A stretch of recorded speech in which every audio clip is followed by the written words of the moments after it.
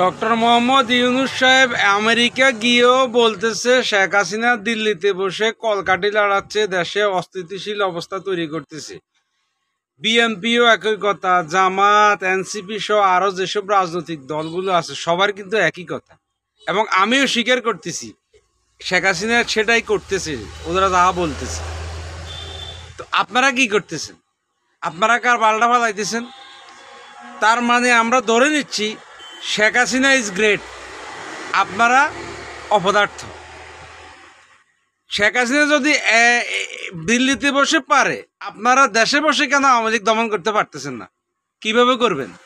আপনারা যে সবাই আওয়ামী লীগের টাকা খেয়ে, এনসিপি বলেন, বিএনপি, জামাত, জাতীয় পার্টি যা বলেন, সবাই কিন্তু এখন ভোগ। প্রত্যেকটা দলের নেতা কিন্তু এখন টাকা খেয়ে পেট টইটুম্বুর হয়ে আছে। এই জন্য আপনারা পারেন না। এই 5,000 টাকা পুরস্কার ঘোষণা করে আওয়ামী লীগকে দমন করবেন, এটা কি সম্ভব? 5 কোটি করে খেয়ে বসে আছে, আপনি 5,000 টাকা দিয়ে কিভাবে দমন করবেন? সম্ভব না। তারেক সাহেব আগে হাসিনাকে কথায় কথা বলতো প্যাসিস্ট, এখন সেটা কমে গেছে। কেন কমেছে? তারেক সাহেবের দল নিজে শেখ হাসিনা যা করেছে 15 বছরে, 1.5 বছরে তারেক সাহেবের দল তার চেয়ে অনেক বেশি করে ফেলাইছে। এই জন্য এখন অন্যকে প্যাসিস্ট বলতে ভয় পায়, কারণ এই প্যাসিস্টের তাকমা তার উপরে লাগবে। এনসিপিরও একই দশা।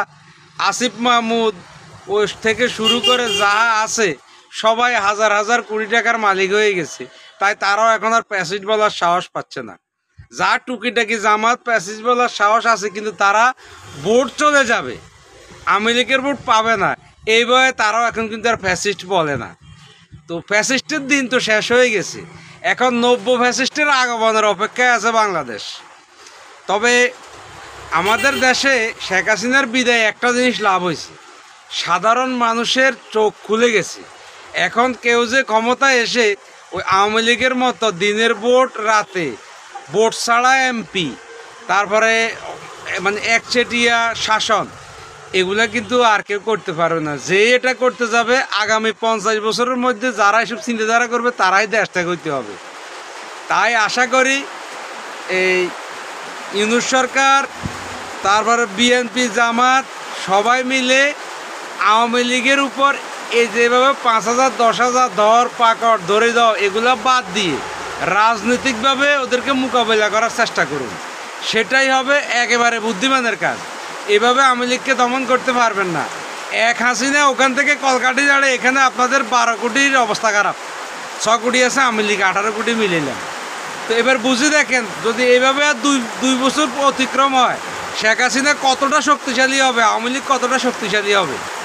তাই ওই এসব ঘর থেকে আওয়ামী লীগ ধরে এনে 5,000 পুরস্কার ও ডিম মারে আমেরিকায় ধরেন বাংলাদেশে, এসব বক্কর চক্কর বাদ দিই, লাইনে আসেন, নীতি এবং নৈতিকতার মধ্যে আসেন, তাহলে দেখবেন যে আওয়ামী লীগ অনেকটা ঠান্ডা হয়ে যাবে।